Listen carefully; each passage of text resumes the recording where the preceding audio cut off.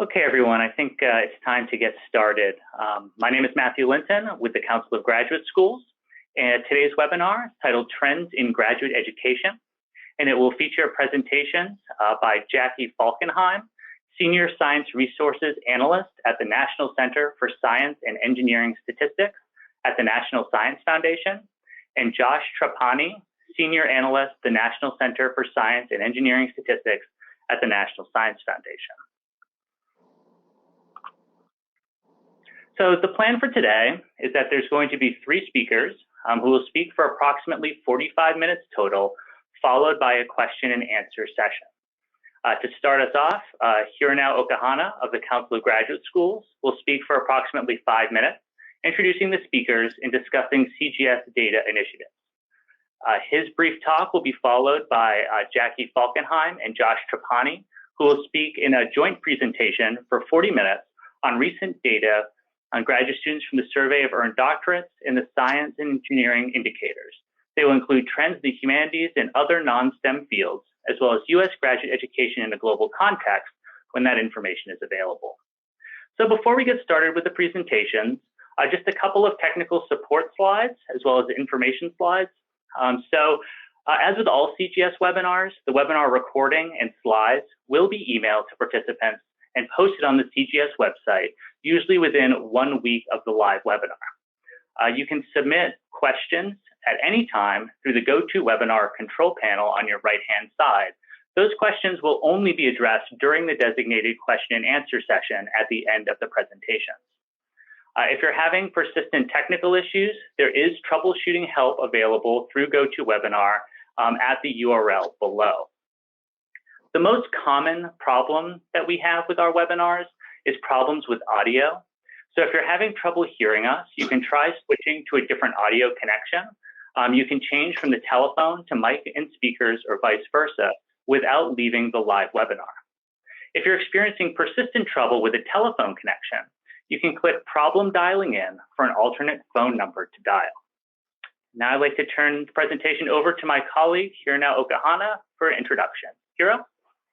Thank you, Matt, and thank you everybody for tuning in to today's webinar, Trends in Graduate Education. We are very excited to host our colleagues from National Center for Science and Engineering Statistics at the National Science Foundation, Jackie and Josh, to join us today. Many thanks to you both for taking time to share your insight with the CGS community.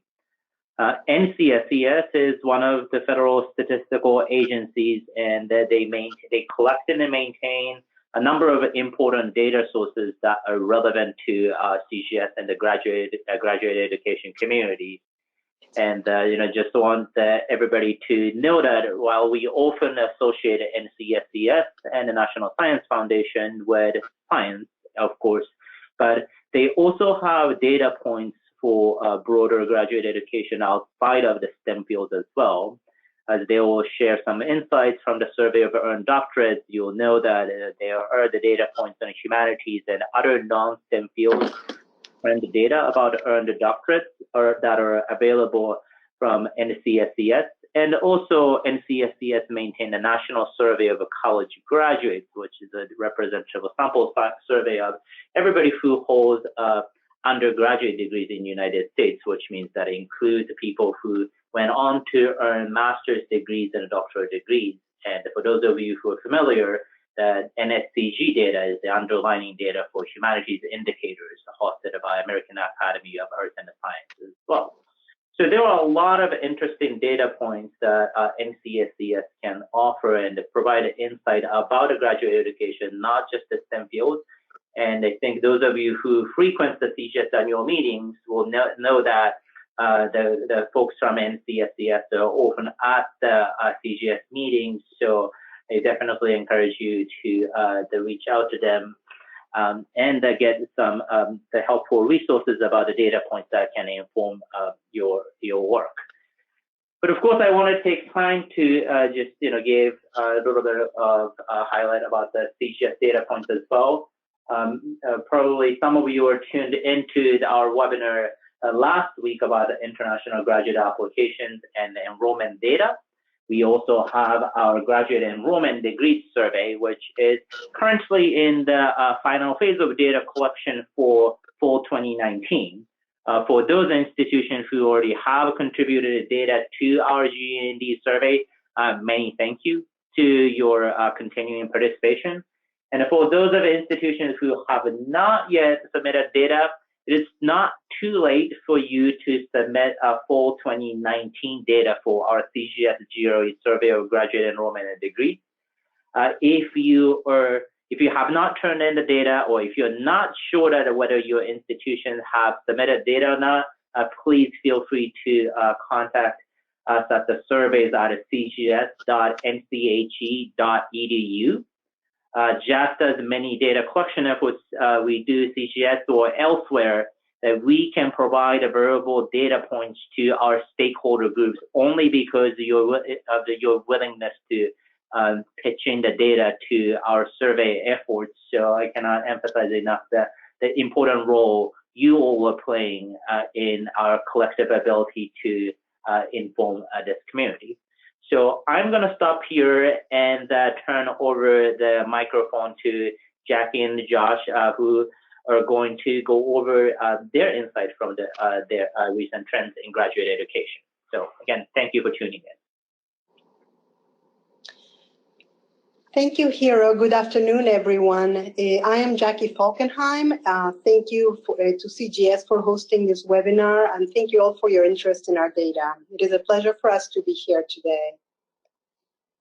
Here's our agenda for this webinar. We'll start by briefly introducing the National Center for Science and Engineering Statistics, or NCSES, then go on to discuss trends in master's degrees and doctoral degrees, international graduate student enrollment, financial support of graduate students, graduate education debt, post-graduation employment commitments at doctoral award, and salary of doctoral recipients. We'll end with a brief summary and provide links to our reports and the sites where to access our data. Next slide, please.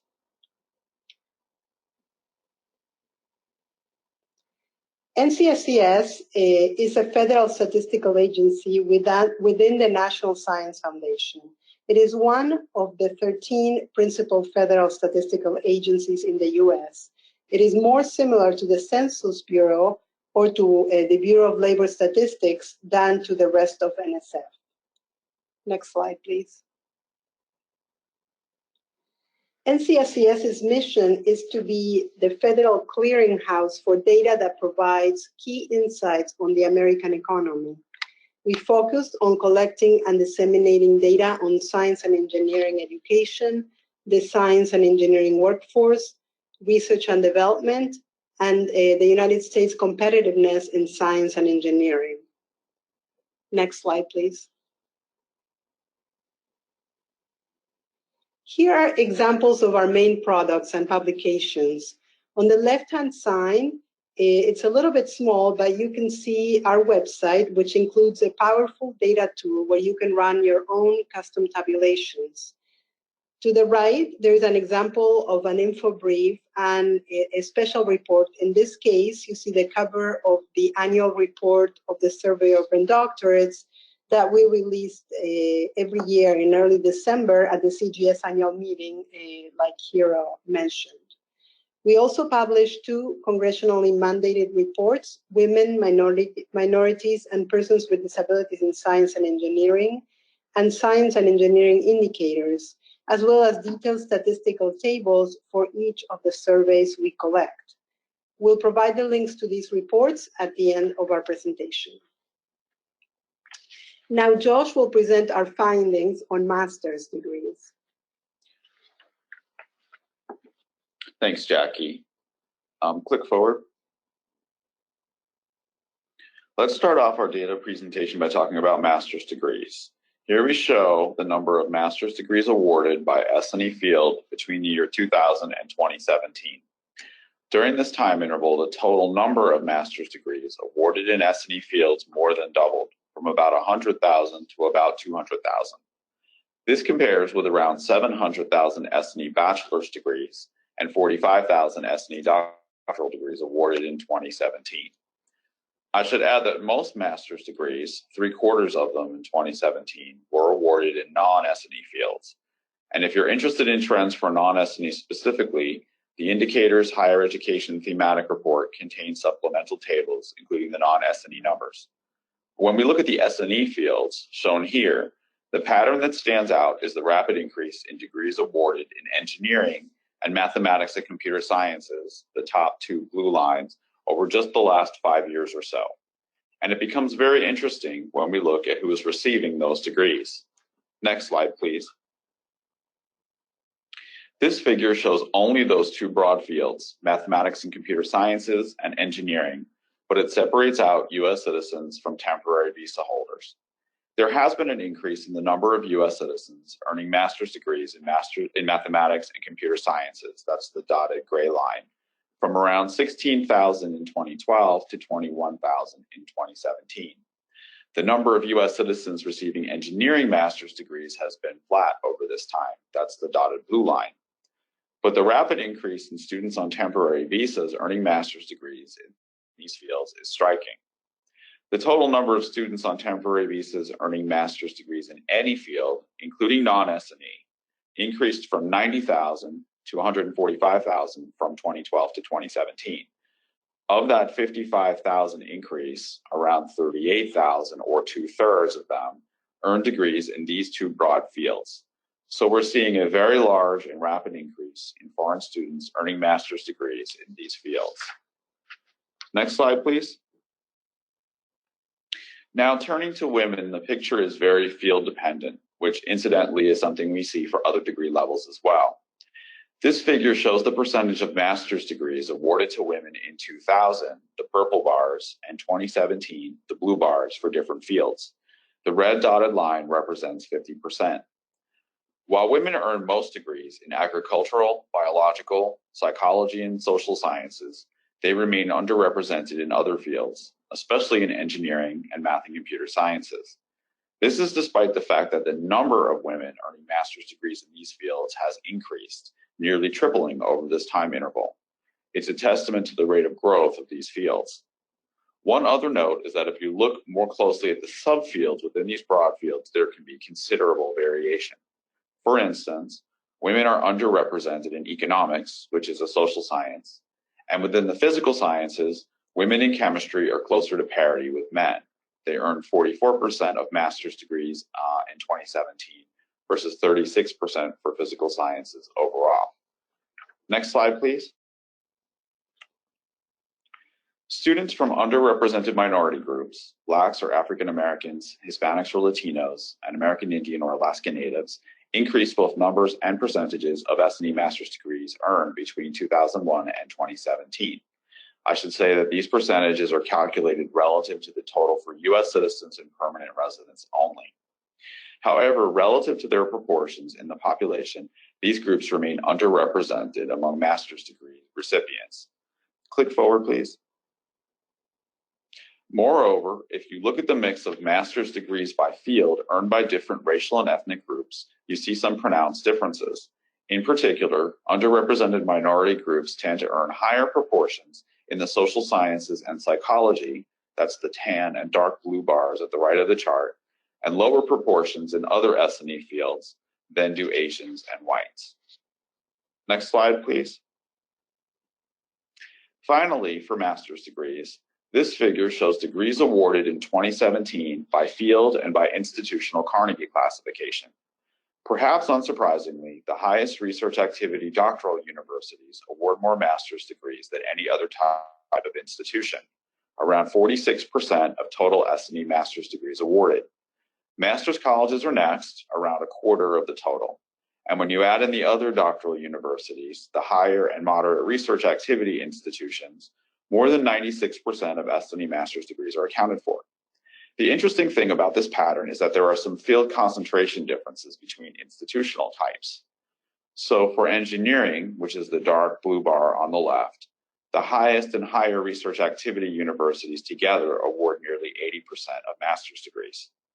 For math and computer sciences, which is the tan bar in the middle, they award a bit less than 60%. And for psychology, the light blue bar just to the right of engineering, it's less than 1/4. I point this out because we've noticed in the data, not just for master's degrees, but also for doctoral degrees, a relationship between student demographics, field studies, and type of institution attended. This in turn affects financial support and other outcomes, which we'll talk about for doctoral recipients later in the presentation. Now I'll turn it back to Jackie to talk about trends for doctoral degrees. Next slide, please. Thank you, Josh. The data that I'll be presenting on doctorate recipients comes from the Survey of Earned Doctorates, or SED. This survey, as you likely know, is an annual census of all research doctorates awarded in the United States.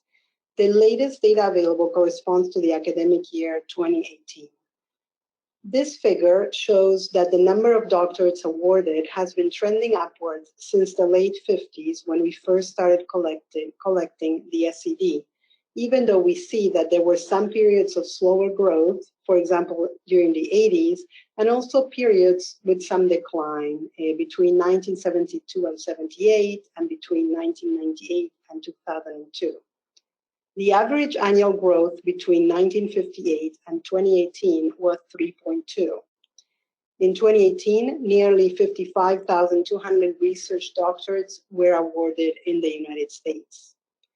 We see here that the number of research doctorates awarded in science and engineering has exceeded the number of those in non-science and engineering fields since the SED started, and that gap has widened over time. Next slide, please.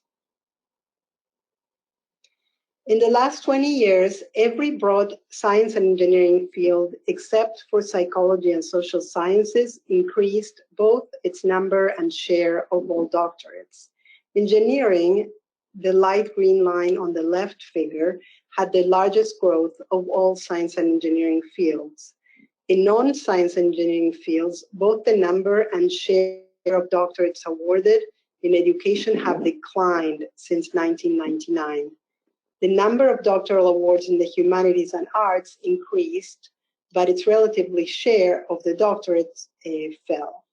The number of doctorates in other non-science and engineering fields, such as business and communication, increased, but their share overall has remained fairly level. Next slide, please. Here we see, we look at the slide and we see the area of study and sex of doctorate recipients in the last 20 years. Most of the growth in the number of doctorates earned among both men and women has been in science engineering fields. Those are the green and the orange lines at the top. Next slide, please. The number of doctorates earned by underrepresented minority U.S. citizens and permanent residents for the last years is what we see here. We see that the participation in doctoral education by underrepresented minorities has increased in this period, but the numbers remain very small. In 2018, about 2,600 doctorates were awarded to Hispanics or Latinos and 2,500 to Blacks or African Americans. The number of doctorates awarded to American Indian or Alaska Natives has been very small. In 2018, about 115 doctoral awards. Next slide, please. This slide shows the number of doctorates awarded in science and engineering fields by citizenship status. We see that science and engineering doctorate awards to temporary visa holders increased faster than those to U.S. citizens and permanent residents, but from a smaller base. In 2018, about 15,200 doctoral awards went to temporary visa holders, and that's about 36% of all doctorates. This proportion has held steady since 2011. Next slide, please. This slide shows the trends in the sex and citizenship status of doctorate recipients in the last 20 years. We see that since 2002, women have earned a slim majority of all doctorates awarded to U.S. citizens and permanent residents. Men earn a majority of the doctorates awarded to temporary visa holders. And now Josh will present data on international student enrollment. Thanks, Jackie. Next slide, please. So let's talk about international students with a focus on those who come to the US. The total number of globally mobile students has more than doubled since 1999, from around 2 million to 5 million. And here I'm talking about all fields of study and all levels. The US still places first in receiving the largest number of internationally mobile students worldwide, though its share has fallen slightly from about 21 to 22% in 2000 to 19% in 2016. Other popular destinations include the UK, Australia, France, Germany, and Russia. This figure shows the total number of international students enrolled in US higher education institutions from 2012 to 2018. The purple bars represent undergraduates, and the light blue bars graduate students. You can see the numbers steadily increasing through 2016. From 2016 to 2017, there was a decline, followed by a second year of smaller decline to 2018. This decline has received a lot of attention, and in the Indicators Higher Education report, we investigated further. We found that underlying this overall decline is a mixed picture that varies by student level, field of study, and country of origin. You can get a taste of that from the figure. Despite the overall decline, the number of international grad students increased slightly between 2017 and 2018. And I believe this is consistent with findings in CGS's latest International Graduate Admissions Survey, which was just released. There are tables in the Indicators S&E Higher Education report showing more detail on fields of study and countries of origin. But before I move on, let me show you two more things about changes in the grad student numbers specifically that highlight the complexity of the picture. Next slide, please. First, let's look by broad field. This chart shows how the number of international graduate students in the US studying different fields, science, engineering, business, and non-S&E, changed between 2016 and 2018. You can see that the number studying science declined between 2016 and 2017, but then rebounded. The number studying engineering and other fields, however, continued to decline. So the pattern differs across broad fields. Next slide, please. Now let's look by country of origin, contrasting China and India, which together send 70% of international S&E grad students to the US. China has continued to send more students, more in science, shown in purple, slightly more in engineering, shown in light blue, and in non-S&E, the gray bars. In total, over 9,000 more students in 2018 than in 2016. So while numbers overall are declining during this time, the top sender is continuing to send more students overall and across fields. Click forward, please. India's numbers during the same time period declined sharply by nearly 23,000 in total. The declines were especially sharp in engineering. China has now surpassed India as the largest sender of graduate students in engineering, largely due to a major reduction in Indian graduate students. So what this shows overall is that whatever is happening to US international student enrollment over the last few years, it doesn't reflect one single driver operating uniformly. Next slide, please. Turning from enrollment of international students to degrees, in 2017, students on temporary visas earned about 1/4 of all US doctorates and 1/3 of those awarded in S&E, around the same proportion as in 2008. This relatively stable trend is observed across all broad S&E fields, where the shares of doctorates awarded to temporary visa holders have not changed much over the last 10 years. And as we saw, this is quite a contrast to the picture for master's degrees, at least in some fields. Temporary visa holders earn half or more of US doctoral degrees in certain S&E fields. In 2017, they earned 57% of doctorates in engineering. They also earned most doctorates in computer sciences and economics, as well as nearly half of the doctorates in mathematics and statistics and physics. Click forward, please. Since the year 2000, US universities have awarded nearly 250,000 doctorates to temporary visa holders, the vast majority, around 85%, in S&E fields. Over that time, the top 3 countries, China, India, and South Korea, accounted for just over half, 54%, of all international recipients of S&E doctoral degrees. And the top 25 countries, which you see in the figure here, accounted for nearly 85%. One additional interesting fact, Although students from South Korea earned only 1/3 of the total number of doctorates earned by students from China between 2000 and 2017, they earned more non-SNE doctorates, about 5,500 for South Korea and 5,200 for China. Next slide, please. One question of interest is whether after they graduate, doctorate recipients on temporary visas stay in the US and enter the workforce. To get a sense of this, I'd like to show you two different measures of stay rates of these students, which are complementary to one another. The first on this slide is the 5-year stay rate.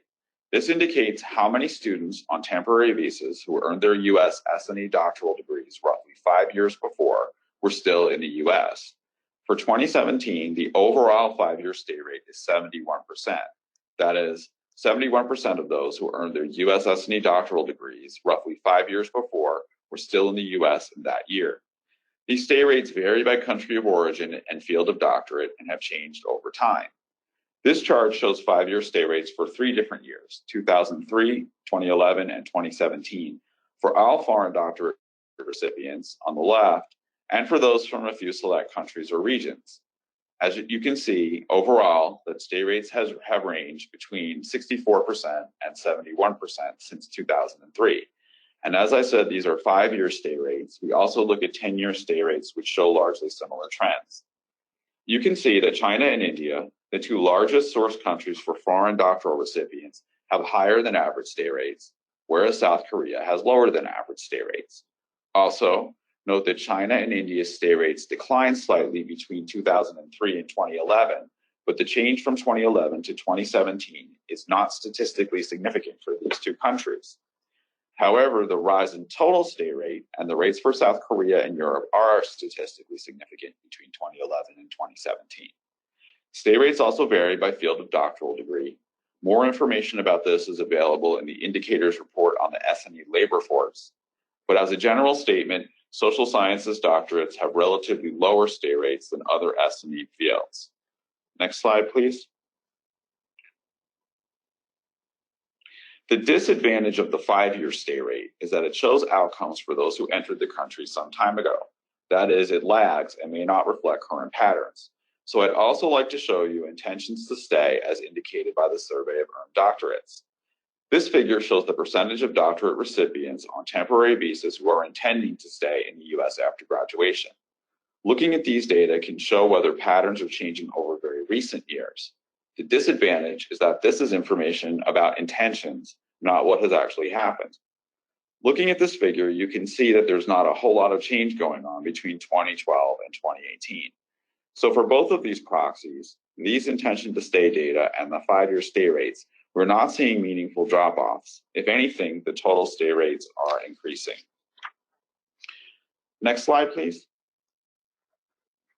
Now I'd like to turn to a discussion of financial support patterns for graduate students.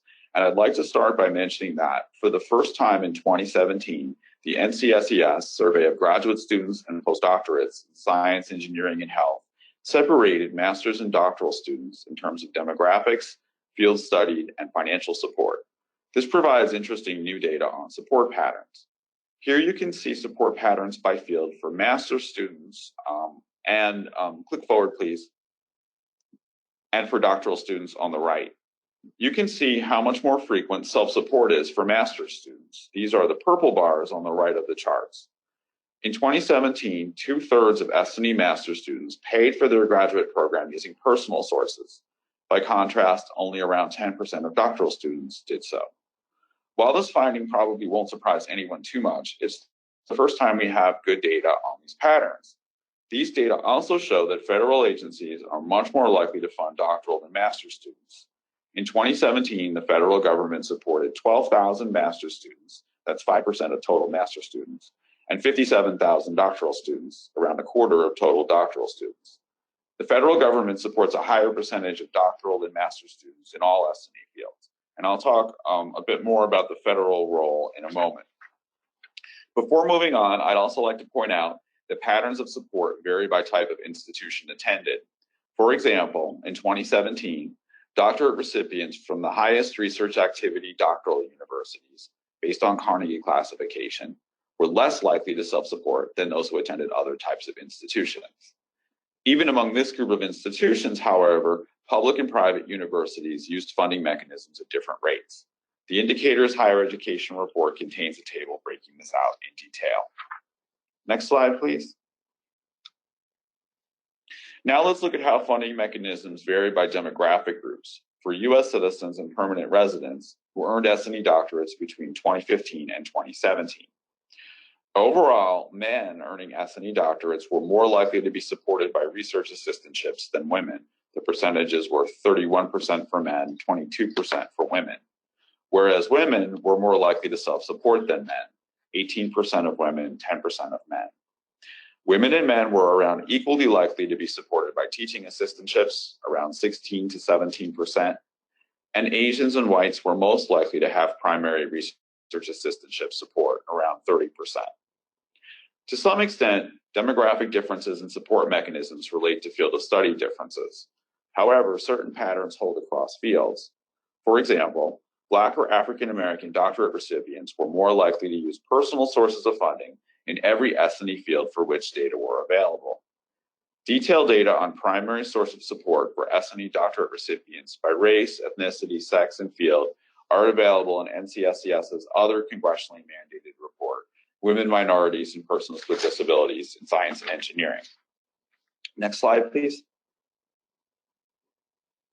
To say just a bit more about the federal role, this figure shows full-time graduate students primarily supported by the main federal science funding agencies from 1995 to 2017. In total, the federal government supported 15% of full-time S&E graduate students, just under 70,000 in 2017, including both master's and doctoral students. This is down from nearly 21% or 84,000 in 2004. The largest numbers of federally supported graduate students are in engineering, biological and biomedical sciences, and physical sciences. Together, these three fields contain around half of total graduate students, but more than 70% of federally supported students. The National Science Foundation and the National Institutes of Health supported the most graduate students in 2017, 21,000 and 20,000 respectively. Together, these two agencies supported nearly 60% of federally supported graduate students. However, as you can see in the figure, in recent years, the numbers of students supported have declined. Other agencies supporting substantial numbers of S&E graduate students in 2017 were the Department of Defense, DoD, the Department of Energy, DOE, followed by the Department of Agriculture, USDA, NASA, and other agencies within the Department of Health and Human Services. Next slide, please. In their support patterns across fields, agencies take on portfolios consistent with their missions. This figure shows for each agency the number of students funded and the split across fields. NSF supports substantial numbers of students across a range of fields, whereas about 70% of those supported by NIH are in biological and biomedical sciences and health fields.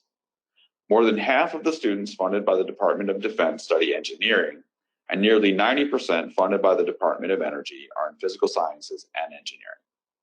Research assistantships are the primary mechanism the federal government uses to fund graduate students.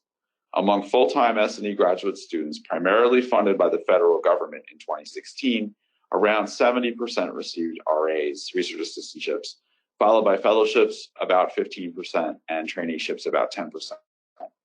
And I would just add that this information on federal funding for graduate students complements nicely the information about research funding that is available in the Indicators thematic report on academic R&D. Now I'll turn it back to Jackie to finish our data presentation with information about doctoral recipients' debt, post-graduation employment, and salaries. Thanks, Josh. Next slide, please.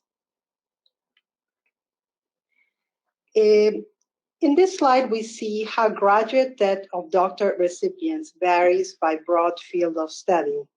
In 2018, large majority, 71% and above, of doctorate recipients in the life sciences, physical sciences and earth sciences, mathematics and computer sciences, and in engineering reported having no graduate debt.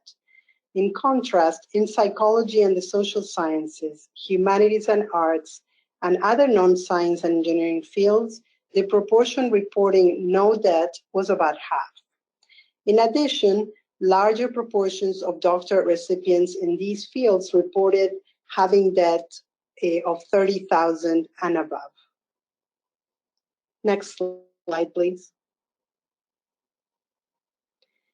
The amount of graduate education-related debt incurred by doctorate recipients during graduate school is an indicator of the availability of financial support. This is related to what Josh mentioned about the patterns of support varying by type of institution. Doctorate recipients from institutions with the highest research activity, which accounted for 75% of all doctorates in 2018, were the least likely to have graduate debt and also the least likely to have $60,000 or more in graduate education debt. This is also the case among doctorate recipients in medical schools and centers. However, these accounted for only 2% of all doctorates in 2018. Doctoral recipients at these institutions were the most likely to provide financial support, such as research and teaching assistantships, traineeships, fellowships, and grants, so their students are less likely to go into debt. Next slide, please. At any given time, the job market for new doctorate recipients will be better in some fields of study than in others, even though they go through similar cyclical patterns that are related to overall trends in economic conditions. In the life sciences, physical and earth sciences, and engineering, the proportions of doctorate recipients reporting definite commitments, including postdoctoral positions, at graduation have declined about 6% in the last 20 years. In contrast, in psychology and the social sciences and in math and in mathematics and computer sciences, the proportion with definite employment commitments are nearly at its highest, or were nearly at its highest in 2018. Overall employment commitments at graduation hit low points between 2014 and 2016, but they have since rebounded. In non-science and engineering fields, definite commitments for employment have also declined compared to 20 years ago, but we see that they recovered from their lows in 2014 to 2016. Next slide, please. This slide shows the definite employment commitments in academia in the US by broad field of study, comparing the percent in 1999 with the percent in 2018. We see that the highest rates of academic employment commitments were reported by doctorate recipients in humanities and arts, as well as in other non-science and engineering fields, 75% in each in 2018. The lowest rates of academic employment commitments were in engineering, 13%, and in the physical sciences and earth sciences, 19%. In the past 10 years, the overall rate of academic employment commitments in the natural sciences and engineering and in humanities and arts have declined, while the rate of those in education and psychology and social sciences have increased. Next slide, please. This slide shows the US postdoctorate rate for doctorate recipients by broad field of study. Historically, postdoc study positions have been a usual part of the early career path of doctorate recipients in life sciences and in the physical sciences and earth sciences. Since 1999, they have also become more prevalent in mathematics and computer sciences, psychology and social sciences, engineering, and non-science and engineering fields, even though the rates in these fields are not as high. In the past 10 years, the proportions of doctorate recipients taking postdoc positions in the life sciences, physical and earth sciences, math and computer sciences, and in engineering have declined, while the proportion in psychology and social sciences and in non-science and engineering fields has increased. Next slide, please. This slide shows the median, how the median expected basic annual salary of doctorate recipients who have definite commitments for employment in the United States varied by their field of study and the type of position to which they committed. In every field except for humanities and arts, median annual salaries for those committing to jobs in industry were higher than those in postdocs and academia. In humanities and arts, salaries were fairly similar regardless of sector. The median salaries for postdocs were relatively similar in all fields, ranging from $47,000 to $53,000, except those in math and computer sciences, whose median salary was $60,000. Doctoral recipients in engineering and those in other non-science engineering fields such as business reported the highest median academic salaries, $81,000 and $83,000 respectively. Those in math and computer sciences and in engineering reported the highest median salaries in industry, $130,000 and $108,000. Next slide, please. Finally, this slide shows the median expected annual salary and the median cumulative debt for doctorate recipients who have definite employment commitments in the United States at graduation and who reported having graduate debt by broad field of study. We see here that in 2018, doctorate recipients in the fields with the lowest median cumulative debt, that is the physical science and earth sciences, engineering, and math and computer sciences, had among the highest median expected annual salaries. In these fields, median expected salaries at graduation were more than triple the median cumulative debt. We observed something similar in business management and administration. The median debt among those in business management and administration was higher, about $43,000, but their median expected annual salary was nearly triple their median debt as well. In contrast, doctorate recipients in the fields with the highest median cumulative debt, psychology, education, communication, and other non-science and engineering fields, reported having the lowest median annual salaries.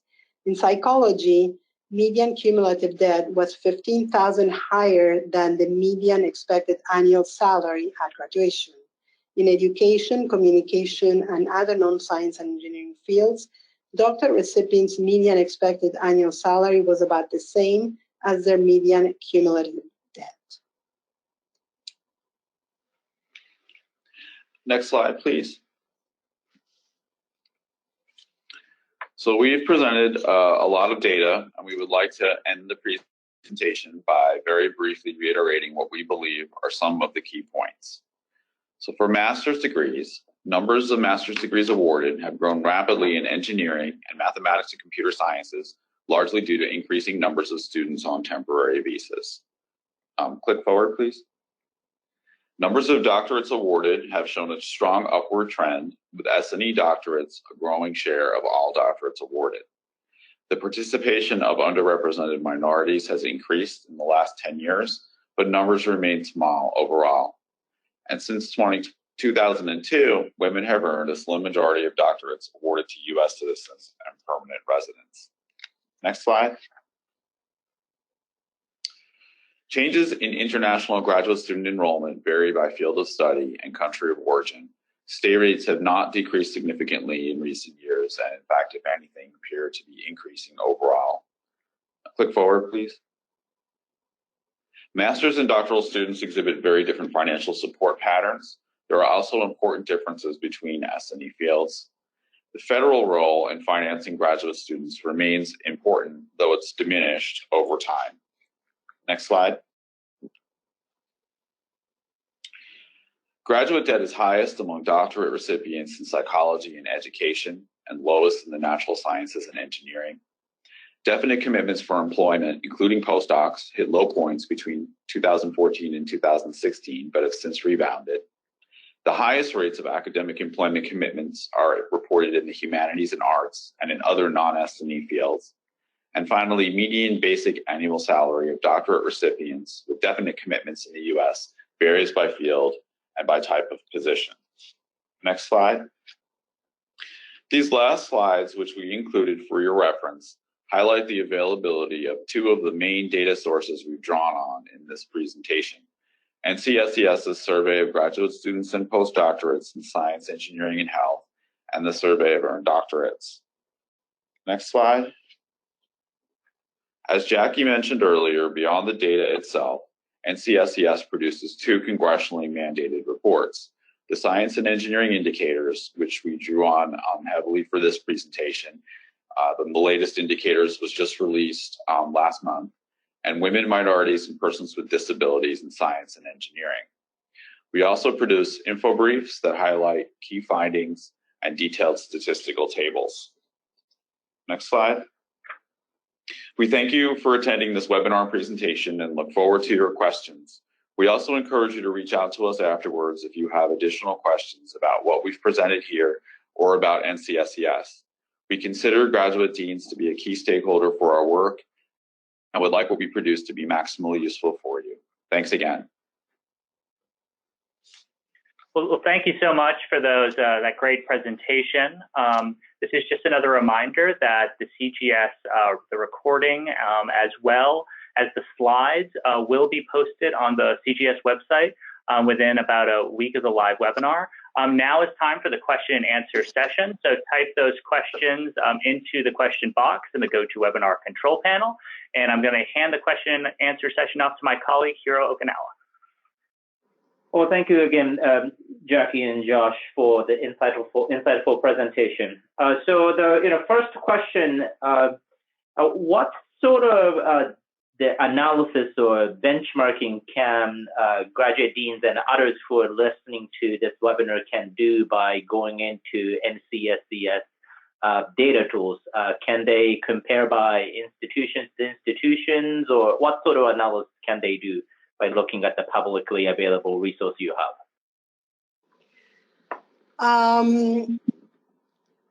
Well, you can look at the institutions, definitely by Carnegie Institution. If you participate in the survey of earned doctorates, I believe that you can also get a report of your own data. So that means that you could benchmark your data to the publicly available data. And I also believe that AAU has some exchange, but I'm not. Oh, the AAU data exchange. Yeah. That's an exchange wherein the institutional research officers from AAU member universities will exchange among themselves confidentially benchmarking data for peer groups of institutions, some of which is not otherwise publicly available. Okay. That includes SCD data, or? You know, off the top of my head, I don't remember if the exchange items include things that are in the SCD, but there definitely were some items that focused on doctoral and graduate education more generally. Yeah, I know that you can get your own data, and you may already have it, and then you can benchmark that with, the availability of the public data, for sure. So the NCSES's table tool is intended to be a more user-friendly successor to the WebCasper data tool, and I don't know how many of you may have tried to use WebCasper. I have used it a lot in the past. They're still adding certain types of functionality, but you can look at a number of different NCSES surveys, including SED, and for virtually all of them, there is institutional level data. Yeah. The variables that are available right now are a little bit different between the different surveys, but if there are variables of interest, you should be able to benchmark your institution. I know they're always adding more to the tool, but the idea is that if the specific variables you're looking for aren't there right now, they will hopefully be added. And if you have feedback on the tool, I know that colleagues here at NCSES are very eager to hear it. You can feel free to pass that feedback to either of us, and we will pass it along to the powers that be that are developing that tool. Yep. Great. Well, thank you. So we have a couple of definitional questions. So the first one is, when you reported the post-graduation commitment, does academic position include adjunct faculty position or other contingent faculty position? Yeah, I believe that any position in academia. Thank you. And on your data trends about the degrees earned and also the degree program enrolled, do you have the data point separated for online programs versus the traditional on-campus? Not on the, I don't believe that we collect that for the SCD, no. And for GSS as well, the enrollment data are aggregated both online and the traditional? Yeah, they're an aggregate. I don't believe that, I don't believe that we have data on online programs. Not through the GSS survey. It's just enrollment and full-time, part-time, master's, PhD, and then demographics and whatnot. But it doesn't get into whether there's an online component. So the data are also not broken down by, say, thesis or non-thesis master's program kind of detail either. I'm sorry, can you repeat that? So for master's enrollment, then that your data point cannot quite tell whether students are in thesis-based master's program or non-thesis master's program. No, but the programs that are included are research programs. It's not programs that, they're not practitioner degrees. These are the GSS that looks at research programs and not practitioners. So we don't have the component of whether they have a thesis component or not, but those are research programs. In your data, where are the DACA students counted? Do you have a sense of where the students who are under the DACA or otherwise referenced as the undocumented students? That's a good question. The survey of earned doctorates is a self-report. So students report whether they are U.S. citizens or they're here on a permanent visa, like a green card, or whether they are foreign and they are here on a temporary visa. So for the SCD, that would depend on how the person reported his or her citizenship status. The CGS is an establishment survey, so it is, the respondent is someone at the institution. So that really depends on how they do. That's a really good question. I could try to figure it out and ask the survey manager for the GSS whether they received any question about that and whether they have any guidance to the person in the university who is filling the survey, but I don't really know. Okay, thank you. Let's see. Does NCSCS collect the data on degree completion rates for master's programs or doctoral programs? Yeah, doctoral programs, it's the survey of earned doctorates that, the survey is conducted among doctoral recipients as they're getting their award. The master's data, master's completion come from IPEDS data. The indicators also include some analysis of doctoral completion based on IPEDS. And sometimes it's easier to look at IPEDS because there's not that many confidentiality restrictions, whereas the survey of earned doctorates is collected under the National Science Foundation Act, and there's more confidentiality concerns. So the completions, we look at the survey of earned doctorates for doctorates, but for masters, it's really IPEDS data.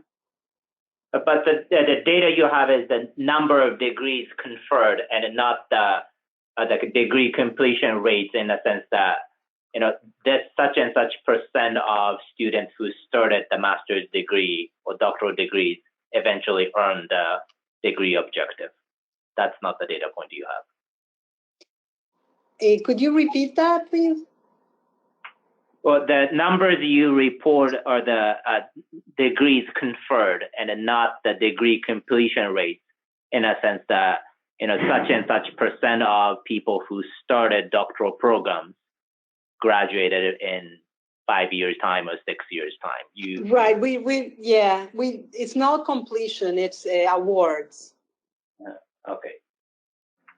Thank you. Another definition-related question in terms of which degree programs are included in Survey of Earned Doctorates population. Are they only PhDs, or do it also include degrees like EDD or PsyD or other types of doctoral degrees? What are the sort of threshold or criteria?